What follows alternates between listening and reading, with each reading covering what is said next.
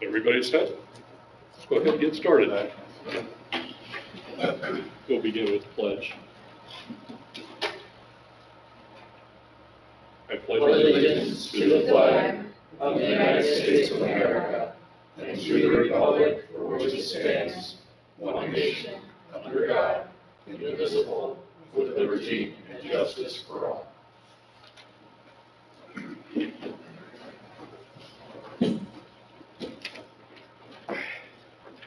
Let's go ahead and start by introducing ourselves for the benefit of the secretary. I'm Kevin Breitsky, Porter County Surveyor, and your chairman expresses his apologies for not being able to be here today, so I'm kind of the stand-in.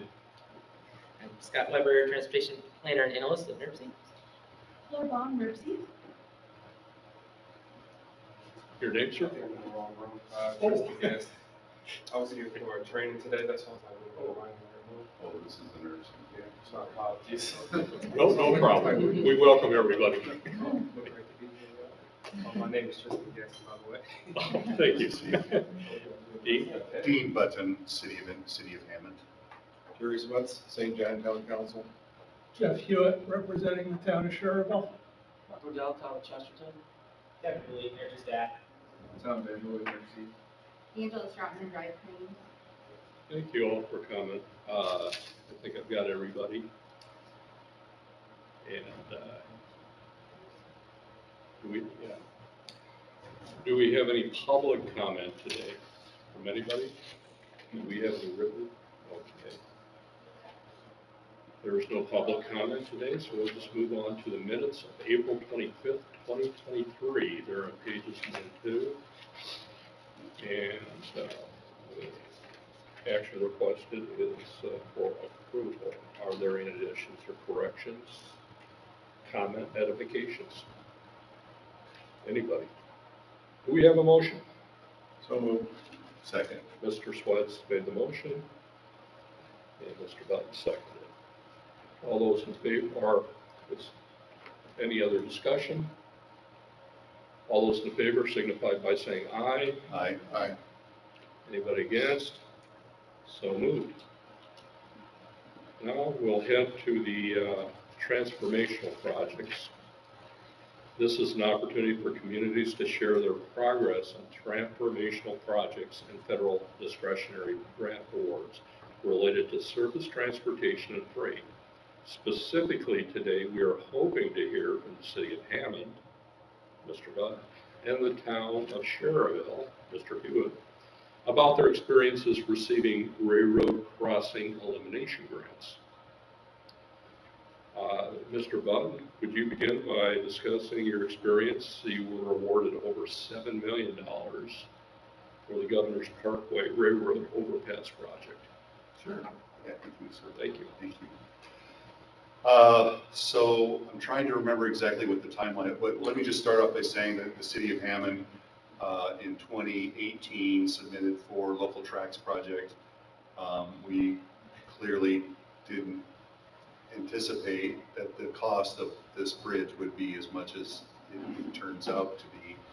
We asked for just under $7 million at the time. Our program from local tracks was about $7 million, with our match being about 78-22 to sort of get the most points possible. And then through the course of design, the project costs kept going up, but our, INDOT's consultant, right? INDOT hired the design engineer directly and are paying 100% of the engineering fees for the bridge. They had a period where they did sort of a value engineering exercise. I can't remember exactly what they called it, Crawford Murphy and Tilley. So they helped us sort of reduce cost, right? So we drove the cost back down to make it more affordable. But COVID came and things got worse. So we found this U.S. Department of Transportation Railroad Crossing Elimination grant that became available. And so we applied for that. My recollection is it was sometime in the fall of last year. I want to say it was November-ish. Does that make sense to you? It's more like August, September. Okay. So about a year ago, right, we made application, didn't hear for months, right? There was no award of any kind for, I want to say it was probably May. Would you say about May, we received notification after making our submittal that we did in fact get awarded. And so while that was good news to us, right, we were looking then at about total project cost of about 14 million. That included the engineering, design, and construction engineering, and the bridge itself, and then we had land acquisition involved that's in that number. But the bridges itself is about 10 million. And so the FRA approved that, and then only about a month ago, we had our first kickoff meeting with Federal Railroad. Unfortunately, there were no NDOT representatives present during that meeting, which was really unfortunate because right now it's in NDOT's hands. It seems to me that Federal Railway now, because they are the primary funder of this project, want to take control of it and take it out of the state's hands.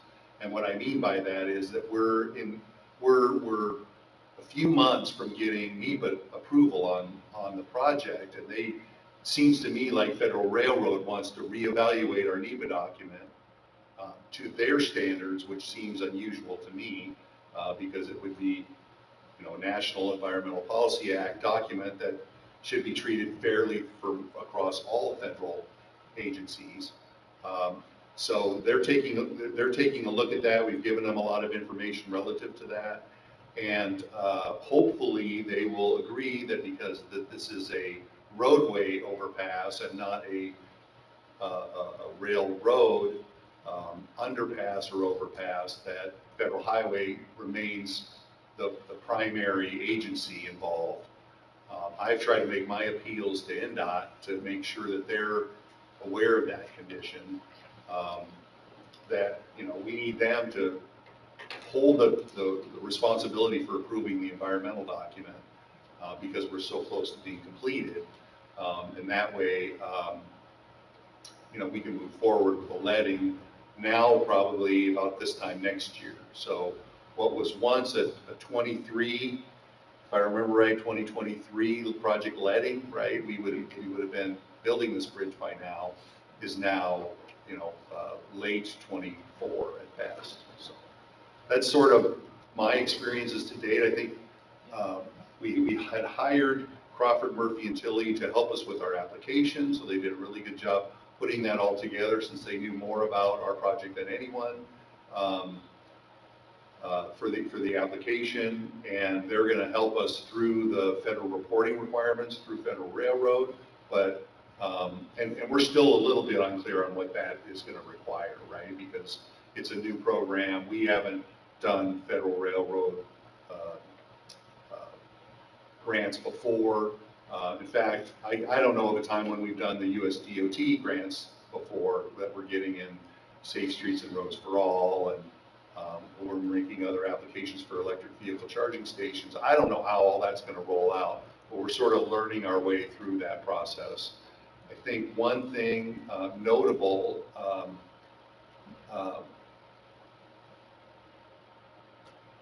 it requires you to, so using federal money requires you to follow the same process that we're doing through NDOT, right? But you sort of have to do it by yourself. We in Hammond are used to the typical hiring principles for consultants, right? It's a qualifications-based selection. We can basically select any consultant we prefer. Federal regulations of 2 CFR 200, if I remember the number correctly, requires you to set a procedure in which you do consultant selection, which is not a direct select. You have to go through a competitive selection process, and we're sort of modeling our process after what NDOT does, right? We're using the same spreadsheet they use for scoring purposes.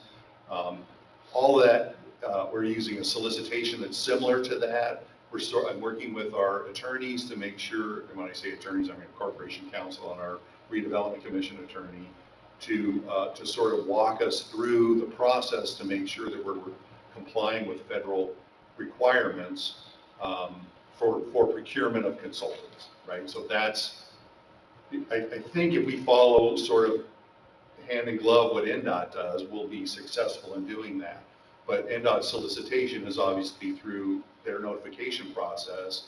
We have to figure that out, right? Do we go to the newspaper like we do with regular construction, public works procurements, or do we just put it on our website, which is sort of what we've done up to this point? That also affects us, and I'm sorry for sort of going off on a tangent, but I think it's helpful to this group, is that the City of Hammond also received a READY grant, and that's federal funds, right? So a lot of communities in Indiana, Northwest Indiana, through the forum, received READY grant, and that's the same process that they're requiring. And so we're having to use a system that we're not yet familiar with, and we're trying to work our way through that to make sure that we're eligible to get reimbursement, because if we're not following their process, then we're not going to get reimbursed.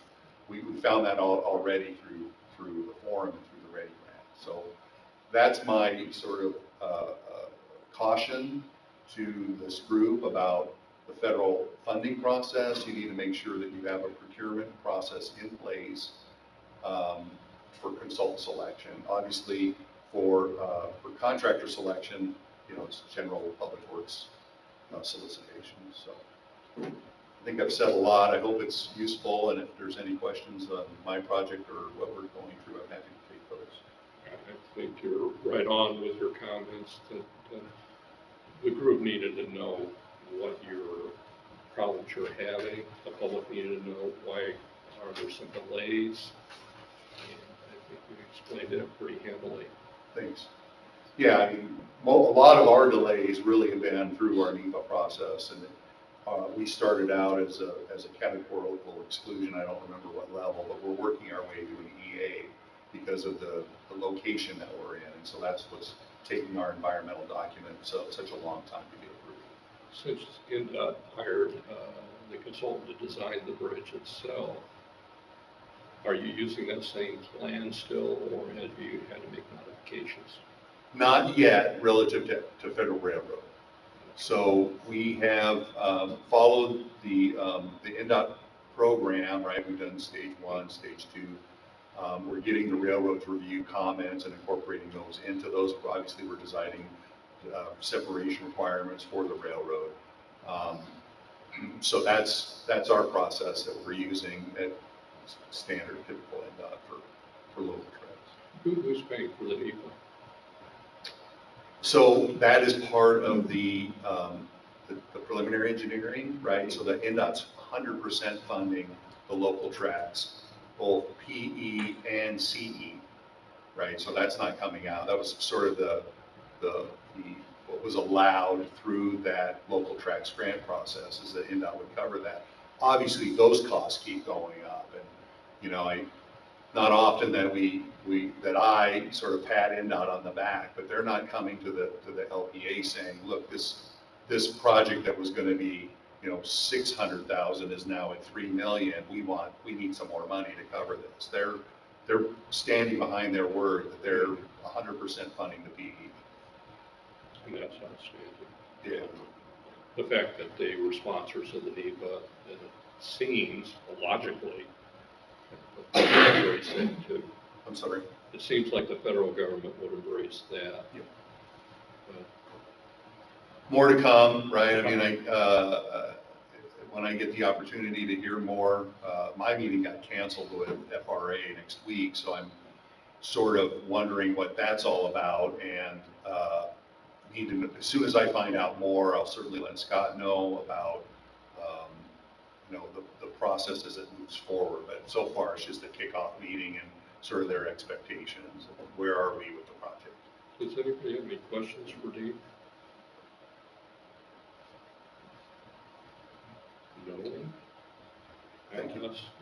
Jeff Hewitt discussed Cherville's experience. They were awarded $8.4 million for the Kennedy Avenue project. And I'd like to thank you for asking Dean to go first, because he said many of the things. Our project process mirrored his almost almost step for step, except for the NEPA requirements. We initially started with the selection process in DLZ back in 2015 with our NEPA process. We had originally contracted them to do a scoping report on all 4 phases of Kennedy. At that time, it wasn't 4 phases. We didn't know how many phases it was going to be.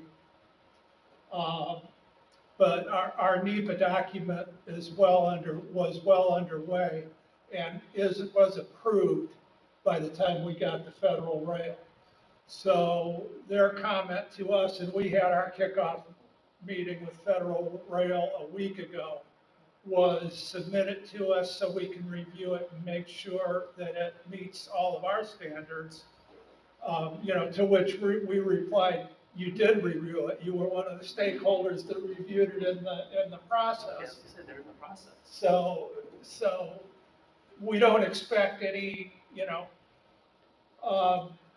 we are planning on taking some of the fill needed for the project from the bottom of a county-owned retention pond that is adjacent to the project. It's called Hartsdale Pond. As part of a regulated drain, they dug until they ran out of money, and there's still plenty more digging that needs to be doing out, and we're coming up with a need for the fill and some money to throw into the project to dig some more out of Hartsdale Pond. So it's a win-win for both Sherrville and the county. We went through the economic engineering process as we had submitted a bridge that we thought was going to cost $8-9 million for the tracks project. When the brass tacks started getting pushed into the plans, our project went up to somewhere near $15 million. That was before COVID. Right now, the project, we're expecting it to cost in the area total with engineering and everything at about $18 million. Thus, the $8.5 million that we got awarded from Federal Rail makes the project much more affordable for us. The Kennedy corridor is well funded. We set up a TIF for the Kennedy corridor in the year 2000. We were very well funded, but the bridge was coming in at about 3 times the cost that we thought it would. So it was going to really tear apart our budget for phases 2, 3, and 4 down the road. The federal money we feel is going to make us whole. We'll certainly be able to afford phases 2 and 3. Phase 4 down the road, we may need to do some financing for that.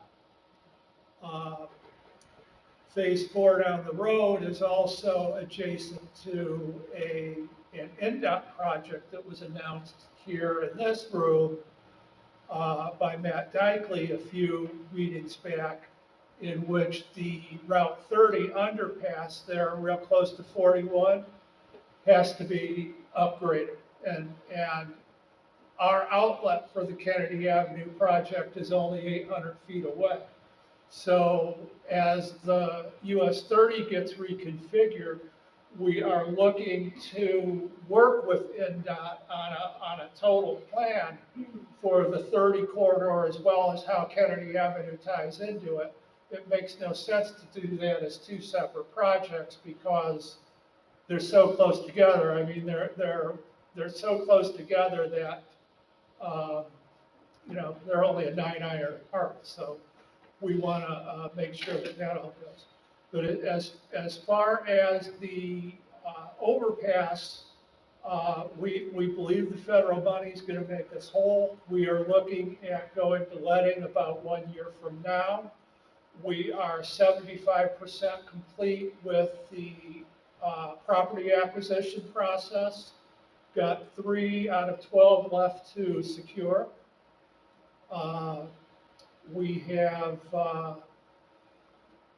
Again, our NEPA document is done, and our 90% plans have been submitted to NDOT. So when we had our kickoff meeting with Federal Rail last week, it was very enlightening for them that, okay, get us your NEPA document, get us your 90% plans. We don't have a project manager for you yet, but as soon as that person walks through the door and is assigned, this is going to roll for us. So we are looking forward to actually staying on schedule now. I mean, originally we were supposed to bid in August, this month, but that got pushed back about a year through the process. COVID had a lot to do with that. And I'd be happy to take any questions anybody has. Anybody have any questions for Jeff? NDOT's involvement, I mean, they weren't involved in my meeting, right, at all. And at our meeting, they were very sorry that they had other commitments the day of your meeting. They have. That they did attend your meeting. They did it. Oh, okay, good. We got a lot of great input from Jason, and Jason Holder is the NDOT Tracks project manager. And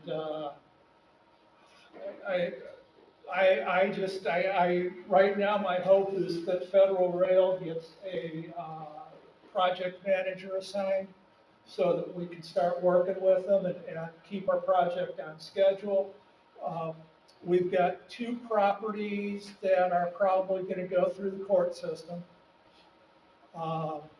One of them primarily because there are federal tax liens on it. And one of them belongs to the railroad. That one we're in negotiations, actually NDOT is in negotiations with the railroads for their statutory participation in this project. But the way it's looking, Cherville's input on this project is going to be our 20% that we had originally submitted. And Phase 2 is moving right along. Phase 2 is primarily the skirts to the bridge. So where the bridge starts going up is NDOT, where it lands is NDOT. The 2 skirts to that are being designed right now. They're at about 30%.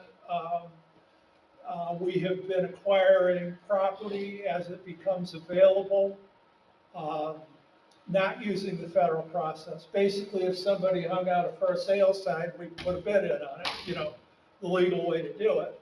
And we're moving along in that regard as well. So our project, we think, is it's never going to move fast enough for our town council, but it is moving. It is moving the way we'd like to see. Thank you very much. Any other questions for Jeff?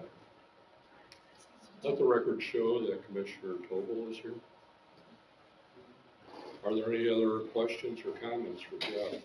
Just in terms of, I know Hammond mentioned that at the FRA, the Federal Railroad Administration kind of has this culture of seeming to maybe want to take over the project. Do you feel that they're kind of respectful of all the processes that you've already put in place for the procurement? I didn't get a flavor from them that they wanted to.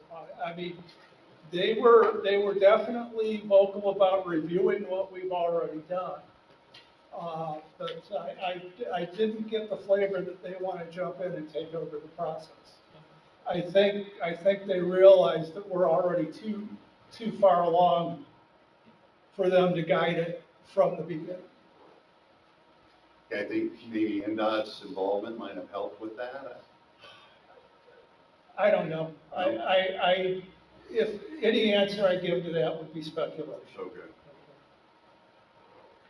good. That's sort of what I'm hoping for, is that NDOT, when NDOT gets involved in my project, they'll go, yeah, we agree, it's ready to go, there's no need to, we have it, it's a road, let's keep going. That's my hope, but it's sort of out of my hands, right? I'm a local sponsor, I can't say anything about it. Well, hopefully NDOT's watching this broadcast and will help out.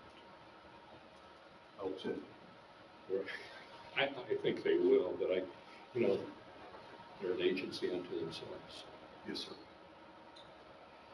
Actually, they sent me to this meeting, and in about 35 minutes, they're meeting with NDOT in Sherrville regarding coordination on those two projects on 30. So the new administrative staff of Sherrville is meeting with NDOT on that today. Any other comments or questions? Mr. Weber, did you have anything else to say? Well, you might have noticed that this item was added to the agenda this meeting, and that's because the Technical Planning Committee, at the beginning of this year, kind of made an emphasis on transformational projects, so I thought it would be a good idea to put that as a standing item on the agenda for Surface Transportation Committee, because a lot of these discretionary grants that Mr. Button alluded to are increasingly becoming the norm in terms of how we're able to access funding for our very important projects. It makes sense to have some kind of reports and to hear from the communities and to have that dialogue that NERC can provide that forum for discussion and for sounding of issues that we've heard today. So that's kind of why this item got added to the agenda. I don't know if this would be the place for this, but Brian Lissick sent me with notes on updates from Drive Clean. Is that this, under this section, or? Typically, that'd be the Technical Planning Committee, but you're Got it. welcome to give some announcements after we get through this. Oh, yeah, no worries. So Scott, do you think that, so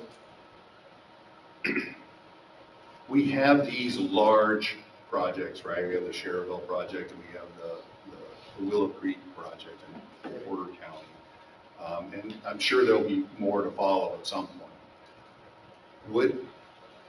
It would be interesting to know if it's worth trying to apply for US DOT funds on a Willow Creek project.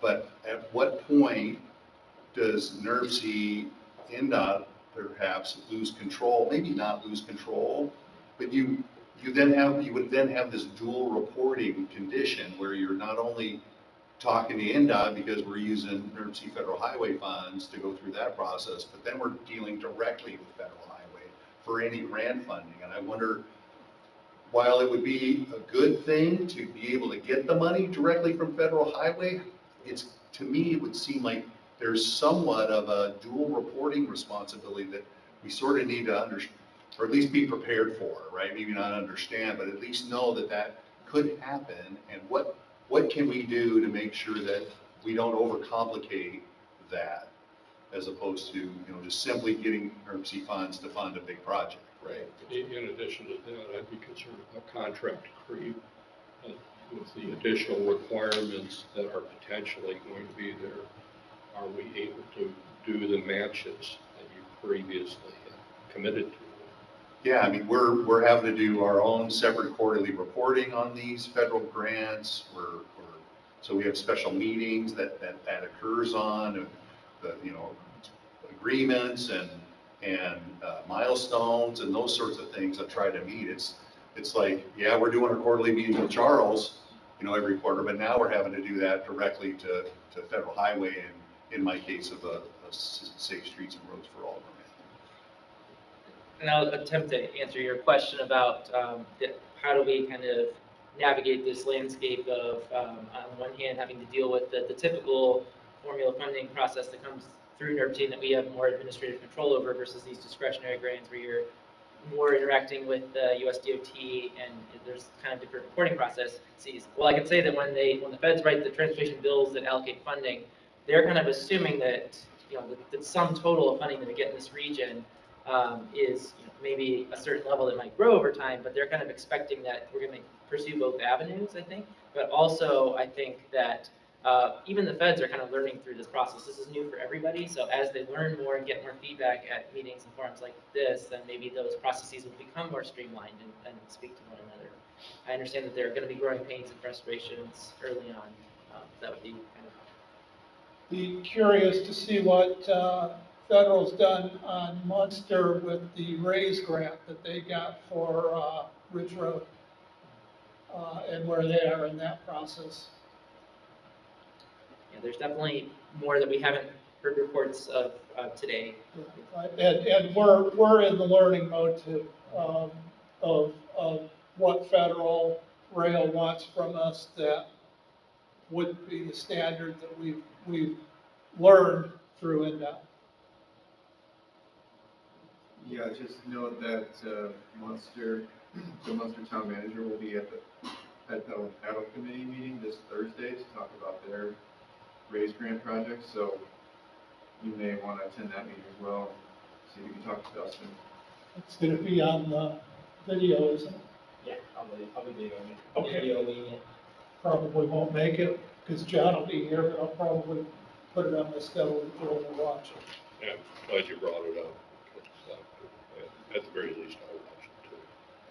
I was just gonna add that, finding, let's call it non-traditional funding sources is something that we're looking at on the transit side, because of, just the need to maintain service and grow while the,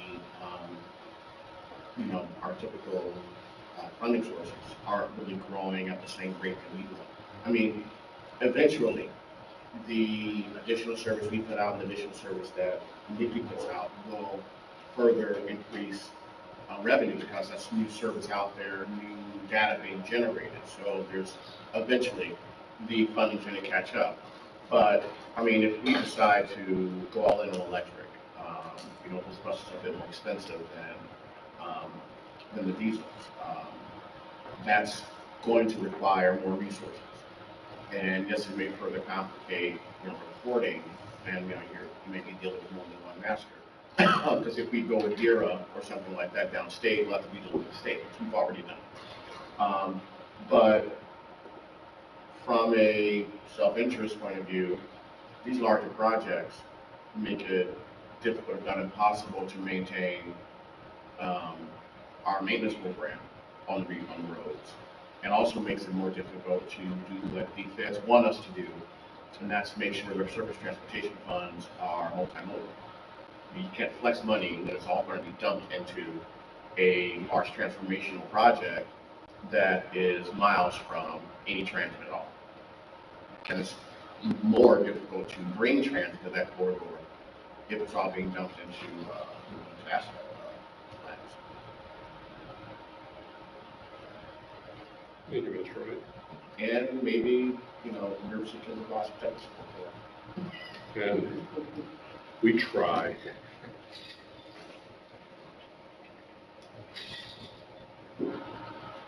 Okay. Any other comments, questions, contributions?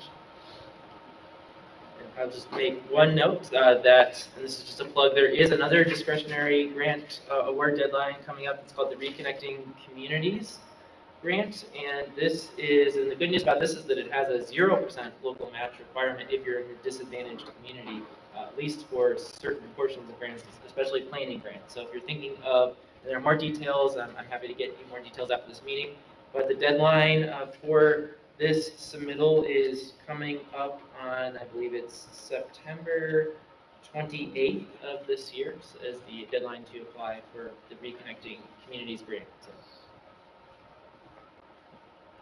Okay, any questions for Scott about that? I assume you'll send something on email to the group. Keep it informed. Let's move on to staff updates. First, we'll discuss the e-commerce in Northwest Indiana Phase 2 project updates. Mr. Weber, you're on. Sure.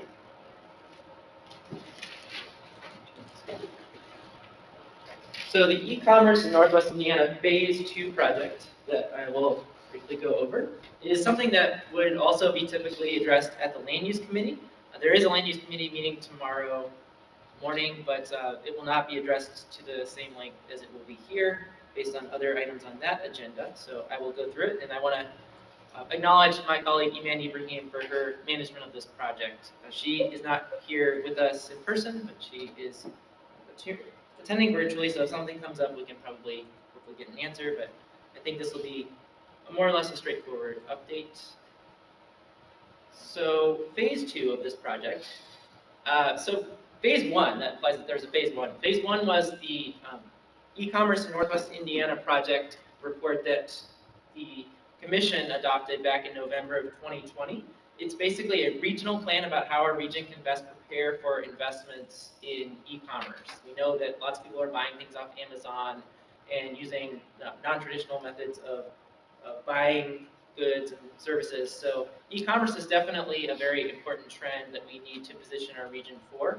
And to that end, that plan actually won several awards at the National Associations of Regional Councils for one of the best regional plans for e-commerce. So that was definitely an award that was well deserved, and EMAN and the team worked very hard on that report.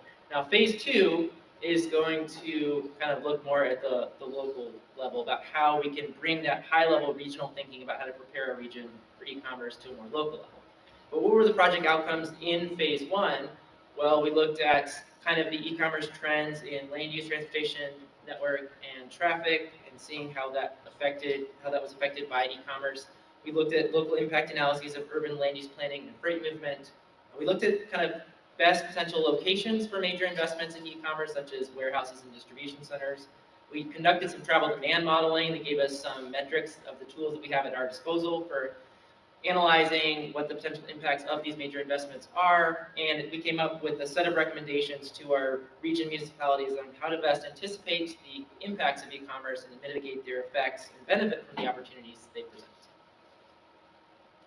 So NERC staff kind of mapped out the potential locations for e-commerce, which you can see on this map in the light blue areas. We also mapped from a land use perspective, the existing and future commercial, industry, and warehouse locations, as well as some of the omni stores in our region, such as Amazon hub lockers, big box, and parcel delivery service areas locations. So as you notice, the areas in the light blue circles indicate kind of best suited locations for e-commerce investments at a very high level based on proximity to major infrastructure, primarily limited access highways, as well as clustering around the land uses that best lend themselves to synergy with e-commerce sites. And also, in phase 1, we came up with a set of recommendations that lend themselves to what I'll now talk about in phase 2. Those recommendations include, for example, diversifying the workforce to meet the future logistics job demand, increasing and prioritizing funding to improve urban freight movement, and continuing to raise our region's profile as a thriving place to do business. E-commerce, logistics demand, and freight transport are not very well mentioned in important strategy documents, such as comprehensive plans and the mobility effects of e-commerce are typically absent. This is kind of a new frontier, so plans that were adopted, say, a decade or so ago, barely kind of touch on this trend. Also looking to map the delivery system, including alleyways, to improve urban freight systems. So, we know that a lot of the deliverers have their own kind of proprietary navigation systems that can tell them how to navigate, but how do we kind of gain more insight about how we can better map that to help our communities who don't always have access to these platforms about what their drivers might be being told to do and how that might have negative impacts on our communities. In certain areas, it might make sense to create loading zones on high traffic roads to make it easier for delivery drivers to find space and access buildings without impeding other road users. Community leaders and planners should rezone and repurpose larger vacant retail buildings for other uses. We know that our big box stores are definitely declining in terms of their attendance. I mean, there's certainly seasonal times where they get crowded, but as a whole, they're definitely becoming less of an anchor in our region. Looking at the importance of location, property owners and real estate investors need to focus on location, innovation, and building efficiency and flexibility. And the demand for warehouse and distribution centers that exceed about 250,000 square feet is growing. We know that a lot of communities are looking for kind of that sweet spot of between 250,000 and 500,000 square feet or so for investments in warehouses and distribution centers based on some market analyses that were conducted. So what did we do in terms of analyzing the potential investment in e-commerce from a travel demand modeling perspective? This is a tool that we have at NERC. We basically broke the region out into 5 potential clusters for e-commerce. One cluster was in northern Lake County, one cluster is in kind of central and southern Lake County, one cluster in kind of northern Porter County, one cluster in kind of east central Porter County, and then one cluster in northern LaPorte County. And within each of these clusters, we identified one kind of travel analysis zone from our travel demand model to kind of center around a potential investment where we could hypothetically say there was an investment in a warehouse of or a distribution center of about 1,250 employees, and how that would affect traffic in our region, and how these areas could best absorb congestion. So that's kind of the analysis that we did around this. And so the top row of this table shows the baseline scenario of no investments in, or no additional investments in e-commerce distribution centers. And then we kind of analyzed each one in isolation. So looking at that, we found, according to these results, that it looks like the LaPorte County cluster actually best achieves the reduction of vehicle miles traveled and vehicle hours traveled versus the baseline. That doesn't necessarily mean that these other clusters aren't equally important, but in terms of just kind of looking at the tools that we had at our disposal, this was an interesting analysis. This table, I'm not really going to go into much detail in. This applies more to a land use perspective, and I apologize, the colors aren't showing up very well, especially in the red.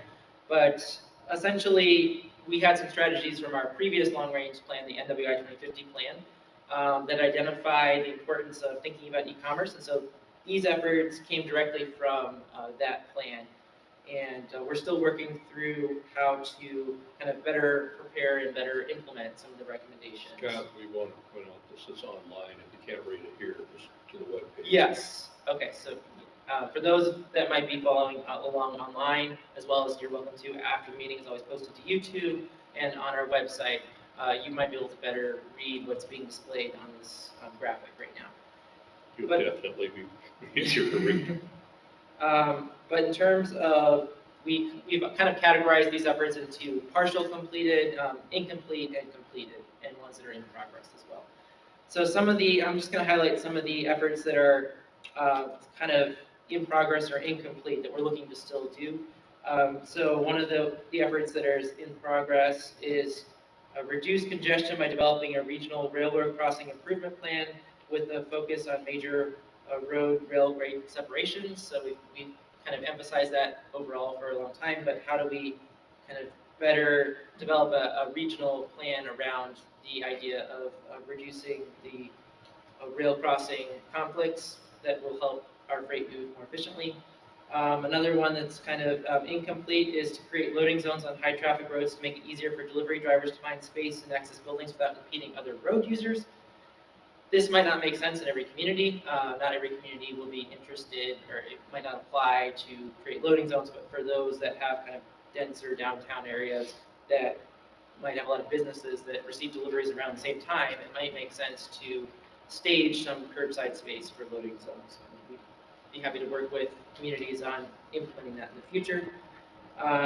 One of the areas that I really want to highlight that's partially completed is develop sub-area plans that will address transportation improvements and accessibility. That's really what this presentation is about. We've already completed a sub-area plan for the city of Gary, but we have funding that we're identifying for completing up to at least 2 more kind of sub-area plans in the next year or so. So we'll be talking about that very soon. That kind of takes this regional concept down to a more localized level, that you'll actually be able to have tangible conceptual area plans about how to best position that area for e-commerce effects. And then another area that we have that's partially completed is to establish a regional real estate market outlook for warehouses, fulfillment centers, and logistics. As part of the effort for that Gary e-commerce sub-area study that I mentioned, we did have a component of that was a real estate market analysis. And so we do have some regional information that we gleaned from that, but we're happy to expand that into the additional sub-areas as we move forward. And then to establish a redevelopment, reuse plans that best provide possible solutions to repurpose major vacant retail within the Northwest Indiana region. So this is kind of a more visionary exercise that we haven't done yet, about kind of identifying how some of the larger malls, for example, and big box stores as part of those malls can be repurposed and be reactivated for uses that help the community that aren't necessarily only in the traditional sense for retail, that might include retail, but there are some visionary ideas that we're looking to explore on that frontier. So anyway, there's a lot of information on the slide. Please go over it at your leisure in the future. And so I also want to talk about kind of now what phase 2 entails. I'm going to go through the right column. These are some of the recommendations that came out from the 2050 strategies that you can see in the left column, but it's more important to talk about the recommendations in this planning effort themselves. So redevelopment of blighted sites, which is especially vital for inner ring communities that have no land available to grow their tax base. You know, this is an issue.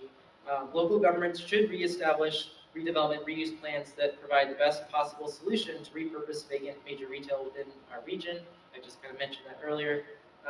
Rezone, rethink, adaptive reuse, and repurpose larger vacant retail buildings into other uses.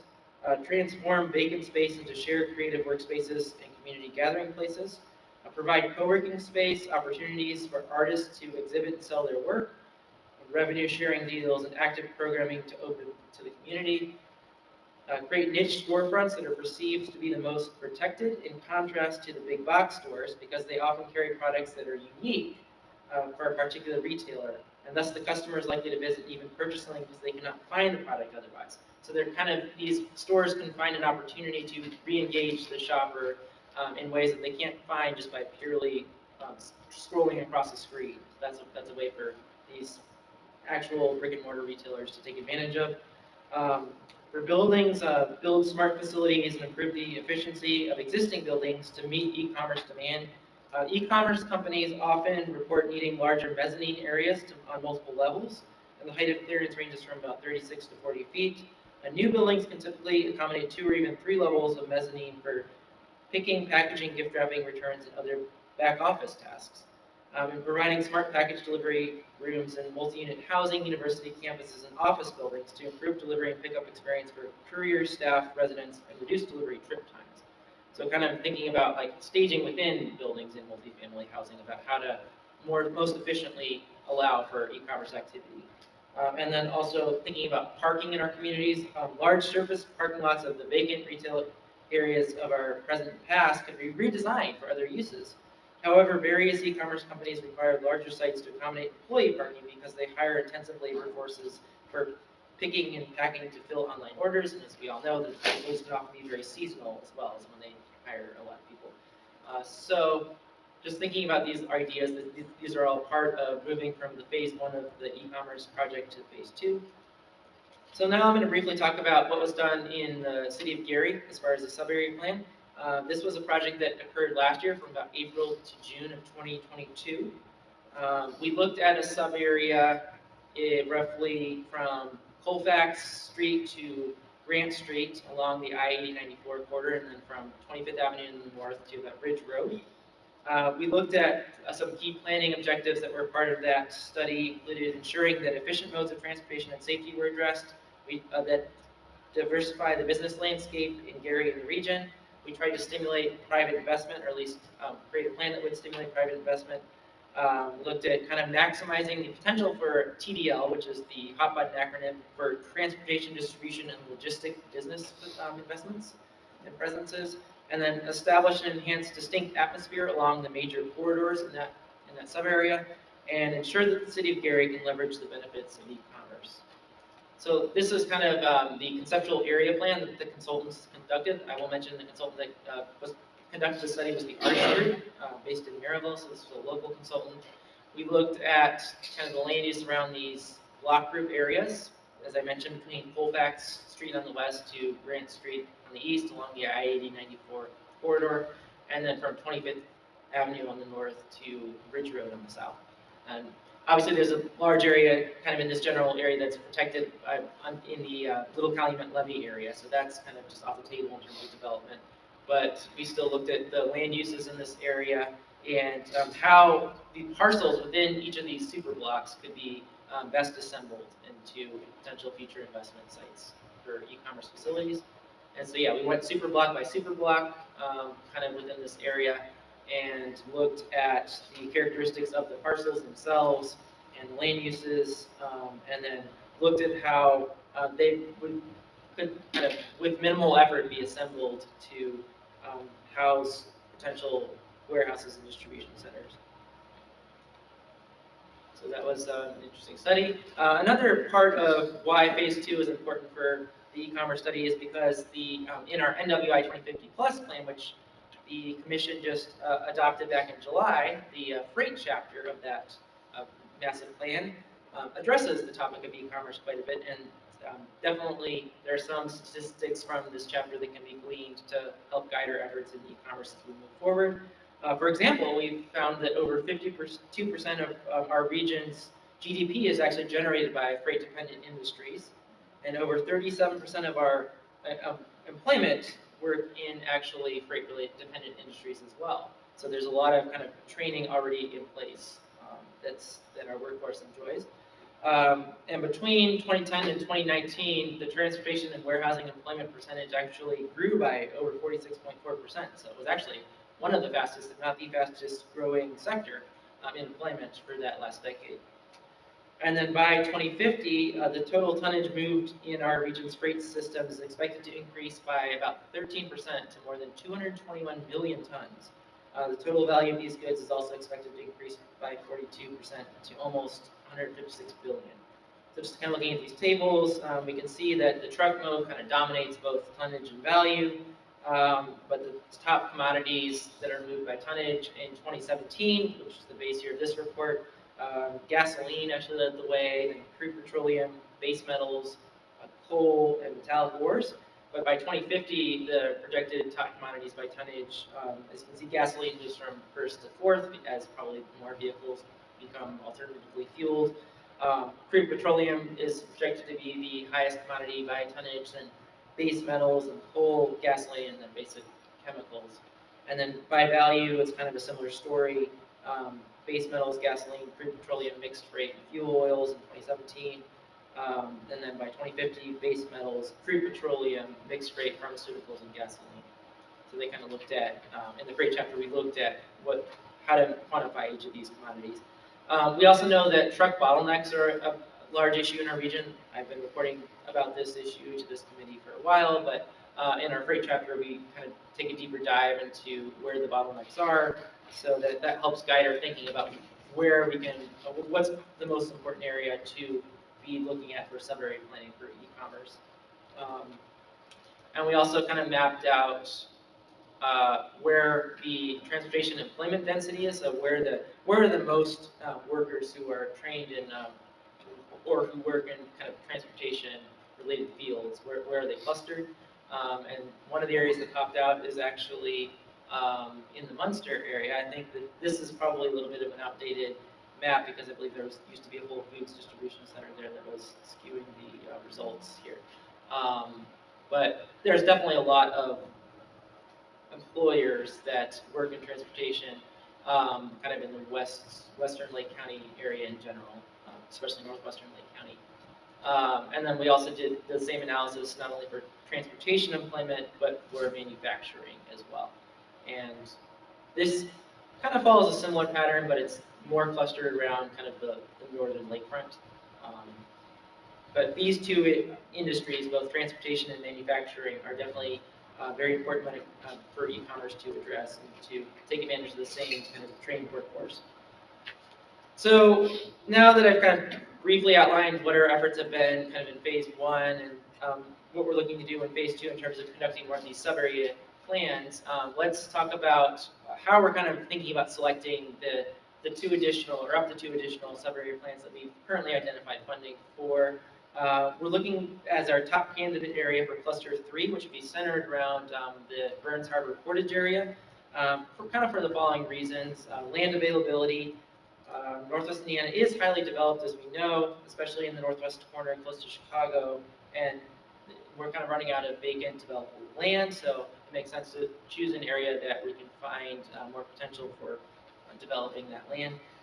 It's also kind of in a less congested area with a level of service A, B, and C predominantly, and it's connected well to the major interstate corridor of I-94, and as well as close to I-80, US 6, US 12, and US 20, so there's definitely a lot of National Highway System facilities and interstates in that region. It has access to 5 interchanges in the vicinity, and there's close proximity to the Port of Indiana and US Steel. And our second candidate that we're looking at right now would be Cluster 2 in the Winfield-Crown Point area because of the following. It's next to I-65. It provides that good north-south connectivity and it's less congested and with level of services B and C predominating. And our shift share analysis shows that the transportation warehousing industry is more important to Lake County's economy than Indiana's in general.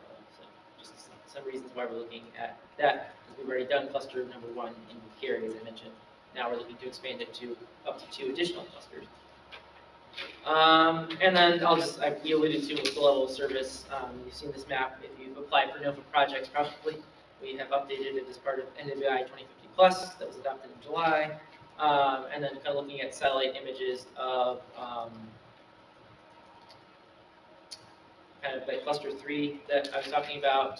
As you can see, it would be kind of from predominantly, I guess this is going to show up very well, but up in this general area, but centered around the I-94 US 20 interchange would most likely be somewhere in that proximity. Would be where we'd be looking for doing a site analysis for Sudbury Plain.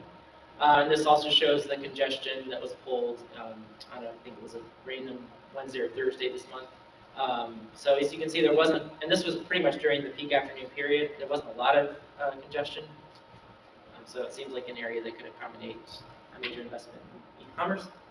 And then this is cluster number 3 in southern Lake County. And this site is primarily, would be kind of centered on the east side of I-65, somewhere relatively close to the US 231 I-65 corridor. We'd be working with the city of Crown Point and Lake County on that primarily. So, and again, there wasn't a lot of traffic when this was pulled on a Wednesday or Thursday afternoon during what we consider to be the peak afternoon hour. So, with that, are there any questions? I know this was a lot of information. Yes.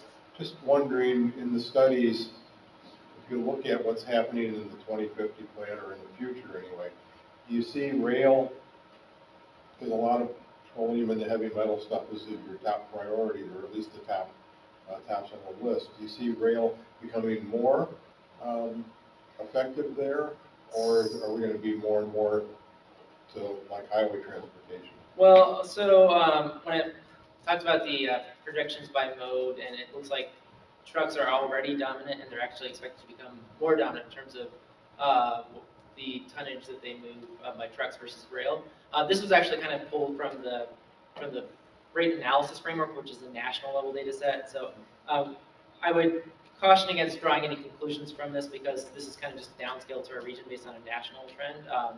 However, it looks like, while we know rail will still be a very important mode, it looks like the percentage of tonnage that's moved by rail with respect to all other modes will actually shrink by 2050 from when it was in 2017, as more commodities are moved by truck proportionately. But rail will absolutely still always be an important part of the freight landscape in our region. We know we have a lot of railroads, so I would caution against this high-level view of what's happening. We also know that just from a nationwide perspective, that the data source they're using, the dominant kind of commodity that's moved by rail is coal, and that will probably be declining as well. So maybe that leads into the projection of why rail kind of shrinks. Thank you. Is there any information on the new Valparaiso Sherwood Forest urban area as it relates to this? So our staff are definitely addressing that issue. It's not an agenda item at this meeting, but I appreciate hearing the concern. It's definitely one that we're I know I'm meeting tomorrow after this week. Yeah. I just wondered, if there was a time in here. I know that at the next technical planning committee meeting that will be on September 12th, that will definitely be addressed there. Any other questions for Scott?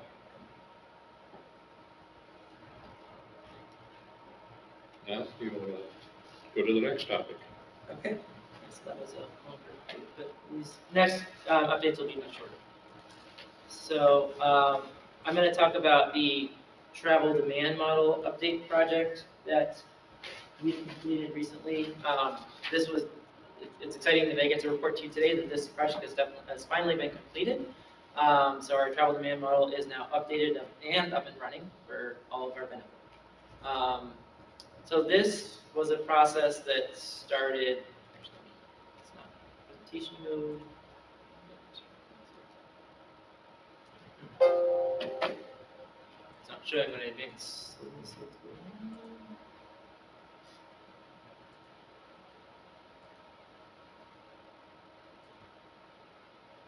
Sorry for that. Seems like the screen got frozen.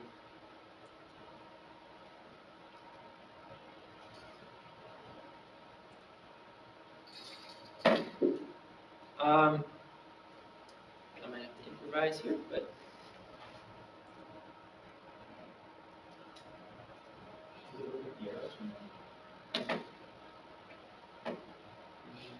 No, let me get back to. Oh, okay, there we go. Okay. So, this was a project that started back in November of 2021. Actually, it was a little earlier, it was like September. And then progressed until March of 2023, roughly, when we finally got all the final models delivered around June, but we pretty much had them all working for our NWI 2050 Plus development by about March. So this process entailed starting with the RFP consultant selection, in which Cambridge Systematics was chosen. We went into an updated trip generation process. We adjusted the travel analysis zone structure. We updated the external trips with the Chicago Metropolitan Agency for Planning and the INDOT statewide models. We updated the truck model. We updated trip distribution and traffic assignment performance. We upgraded air quality conformities, tools, and scripts. And then finally, as I mentioned, by about March of 2023, we had the updated calibration and validation and delivered the final models. So I'll just briefly run through what each of these steps entailed. So Cambridge Systematics was chosen, and that was based on an RFP that NERC issued on September 10th of 2021, asking for bids to update NERC's travel demand model. And then, Cambridge Systematics with the Corradino Group as a subcontractor was selected, and they were under contract by November of 2021 because they met the criteria in the RFP and demonstrated experience having worked with our model in the past, as well as working with the Chicago Metropolitan Agency for Planning script-based model and the INDOT statewide travel demand model. So it made sense that since they had their hands on the two adjacent models, or the two primary adjacent models to our travel demand model territory, that they would have the experience to complete this project. So then, what were some of the steps that went into that? Updated trip generation. As you can see, the old, so I'm showing what the old model kind of looked like in trip generation to what it now looks like. It was definitely a lot kind of more old-fashioned looking, where we still had an Excel spreadsheet where we had to populate certain numbers, but then that got fed into this MS-DOS kind of basic program that looks like it's very much from the 90s with some keys pressed. And now it's very much an Excel spreadsheet with some drop-downs and macros that are embedded. So it definitely is more streamlined and more user-friendly. It's still very capable of performing trip distribution or trip generation based on demographics and socioeconomic forecasts that we feed it. We also adjusted the travel analysis zone as part of this project.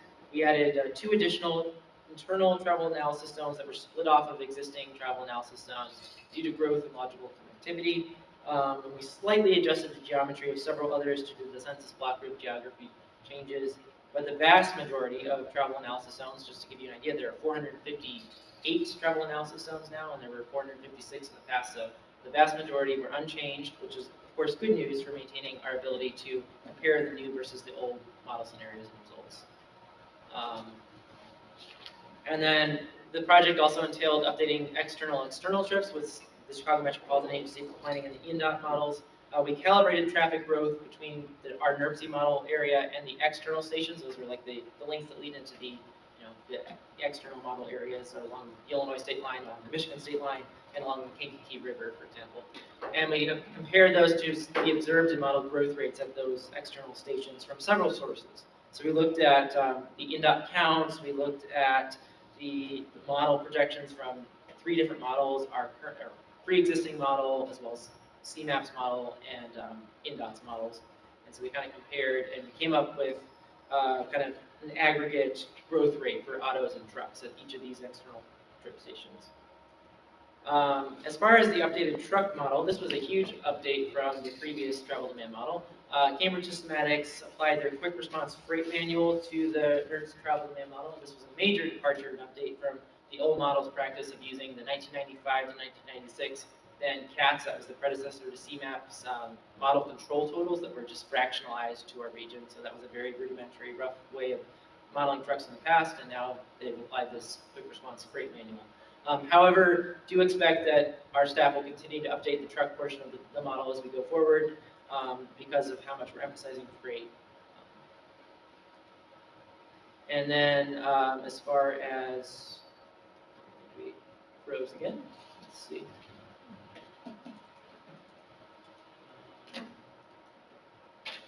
Well, the next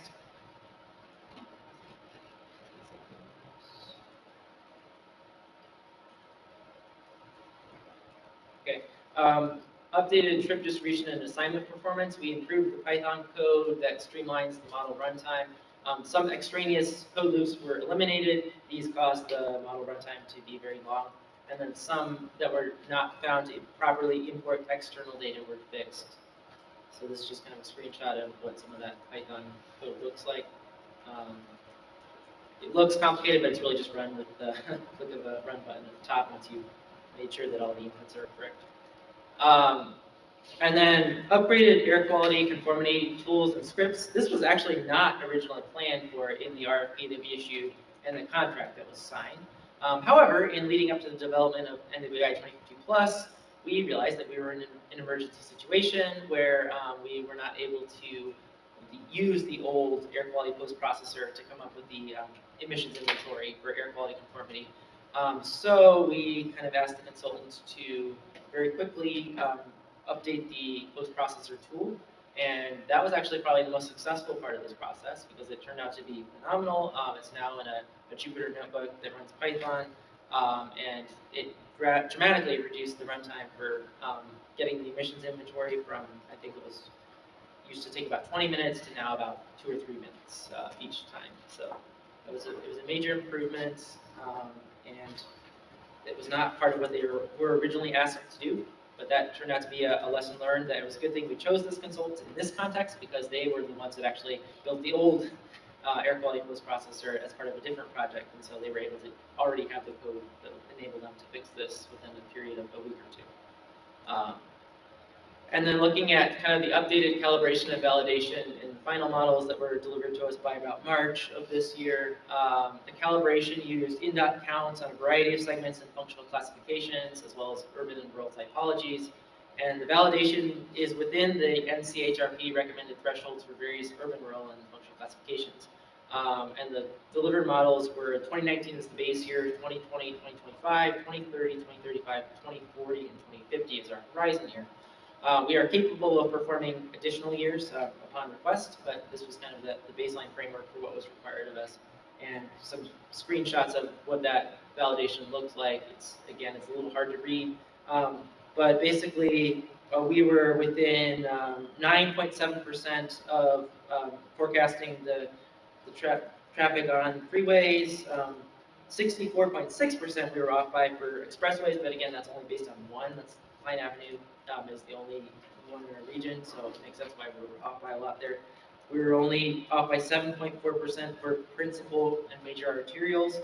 3.3% was all that we were off by for minor arterials. We were off by 12.8% for collectors and 8.9% on local streets. So for a total, we were off by 2.6% as far as the sum of the volume for all the count stations that we kind of use for the validation. So altogether, these kind of met our thresholds for what we were looking for. Are there any questions about the model update project? And it's up and running now and of use to communities that request any assistance and will be used in our processes as well. Is there a report of this online too? Well, it's part of the slideshow or the YouTube video has been live streamed. I'm happy to provide any additional formats as well. Any questions? Any comments? Wake up. Let's go to the next topic then. 2023, second quarter, safety, travel time, reliability, brake congestion. Okay, so this is the presentation that I usually give at the Surface Transportation Committee meeting. Again, this is just a quick update. We looked at the number of collisions in our Thank you, Mark. region for the second quarter of 2023, from April 1st to June 30th. We saw 5,964 total collisions. 1,128 of them resulted in injuries, and 23 of them resulted in fatalities in our three regions. And then kind of looking at the cumulative collision data. So this shows the last 4 quarters, so you can compare it to also the same quarter of 2022 now as well. And that was thanks to Mark's feedback. We just left, but we thank him for that. Looking at how and this is Lake County, the total number of collisions was 4,176 in the second quarter of 2022 or 2023. This was actually slightly lower than the 4,344 collisions in Lake County that were from the second quarter of 2022. Property damage collisions were 3,403 in Lake County. Again, it went up from the first quarter. The first quarter is kind of in the middle of winter when there aren't holidays going on really, so it makes sense why there are more collisions in the second quarter. But it was still an improvement from the second quarter of 2022. The collisions that resulted in injuries in Lake County, 760. That was worse than the second quarter of last year, which was only 707. The total injuries was 1,063, which again, that was a little bit worse than the 930 from the same quarter last year. Incapacitating injuries, 183, which was worse than the 162 from the same quarter last year. Possible injury collisions, 76, which was a reduction. Number of possible injuries reported in Lake County was 190. The collisions that resulted in fatalities in Lake County in the second quarter were 13. I mean, any fatality is one too many, but that was still an improvement from the 17 that were reported in the same quarter of 2022. And the total number of fatalities was 14 for the second quarter. Lake County, in LaPorte County, this story is similar. We again saw a reduction in the number of collisions. I'm not going to go into too much detail here as far as the total number, but the injuries did also increase in the second quarter from 2023 from what it was in the second quarter of 2022 in LaPorte County. And the number of fatalities also increased. It was 8 in the second quarter of 2023. In Porter County, similar trends to the other 2 counties. The total number of collisions actually decreased from the second quarter of this year versus the second quarter of last year, from 809 down to 710. Sorry, 1,158 down to 1,078. But the number of injuries did slightly increase as well, up to 266 from 244 a year earlier. But the number of fatalities roughly stayed the same. Went from 5 in the second quarter of 2022 to 4 in the second quarter of 2023. And if there are any questions about the safety update, we're continuing to monitor this and continue to provide quarterly updates. It's always going to be an emphasis of ours, first and foremost. Any questions for Scott? Okay, thank you. And then finally, just the travel time reliability, freight and congestion metrics. I'll just go through these. Unfortunately, we did not have data from June based on the data vendor just not having quality control of that data yet. So I'm only going to report on really the new trends that happened in April and May for the second quarter. We are actually not meeting our target for interstates right now for the calendar year. Our target is 93.0% reliable. We're running at 86.6% reliable so far. We started off on a very good note in January and February. We're 100% reliable. There wasn't a lot of construction or road work happening at that time, and I guess our inclement weather wasn't too bad relative to how it can be some years. And then, obviously, once the road work got deployed across the region, our reliability did go down. 87.6% in March, 84.0% in April, and 84.5% in May. And this is kind of a map of where those areas were. It really just calls out kind of I-8094 in Lake County. It's really the only stretch that isn't green here. Primarily eastbound I-8094 near the state line, and westbound I-8094 just west of I-65 were the most problem areas. And sorry, I didn't change the titles. It should say quarter 2 of 2023. The map is showing second quarter. For the travel time reliability on the non-interstate national highways system so far, again, we only have data from April and May. We didn't have June data. We are meeting our target here so far. Our target is also 93.0%, and we're at 98.6% for the year. And while April and May were slightly worse than the first few months of the calendar year, we're still well above our targets. So. And here's a map of what we're measuring there. So that includes all the major U.S. highways that aren't interstates, as well as some of the major arterials in our region. And you really don't see anything besides green other than maybe some light green, almost yellow on US 30 near the state line, but nothing alarming. And then travel time reliability on the truck travel time reliability on the interstates, again, second quarter 2023. Our target is 1.32. We need to be lower than 1.32 to be beating it, and we are 1.30 for the year. Luckily, our January and February have kept us on target, really, because the last few months after that, we're above our target, 1.37 in March, 1.39 in April, and 1.41 in May. And looking at the map of this target, we can see, again, that actually calls out I-8094 more even than the regular travel time reliability across all modes, not just truck. So definitely that was the major issue, as well as some of the toll booths along the toll road, for example, near the state line, that were not green. And I guess that's all I have for this update. Are there any questions for monitoring these? Anybody? That toll road, they're mostly working on bridge replacements, that could help. Thank you. Anything else? If not, we'll move on and Drive Clean Indiana wanted to make some announcements. Oh. And if this is better suited for the technical committee, we can present. Oh, you're here. Okay. We're here. Sorry about that. Okay.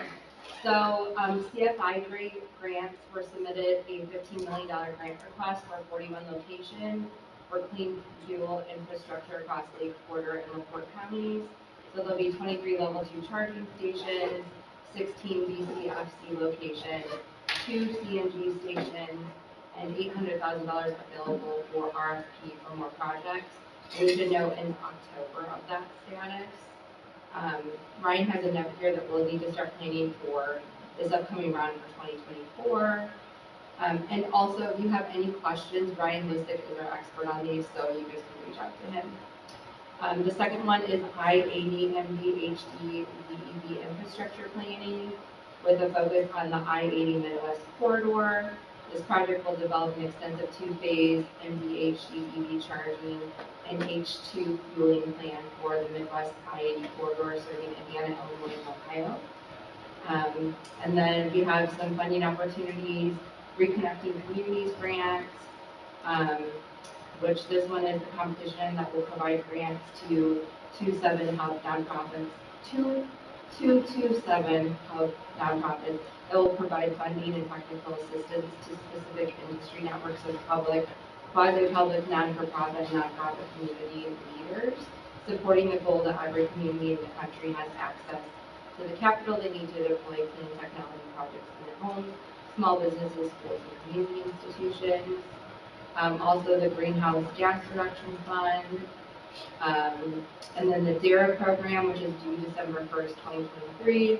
That would be 35% off of CNG, LPG, and 45% off electric. And then the last one is Solar for All, which is due December 26th. This competition will award up to 60 grants to states, territories, tribal governments, municipalities, and eligible nonprofit recipients to expand the number of low-income and disadvantaged communities primed for distributed solar investments. And like I said, any questions, reach out to Ryan or our office in general, we can give you more information. What's the name of the solar program? The solar program is Solar for All. I'll email them directly. Okay, perfect. Thanks. Yep. Dry Clean Indiana had probably their last annual conference up here because they're serving the entire state now.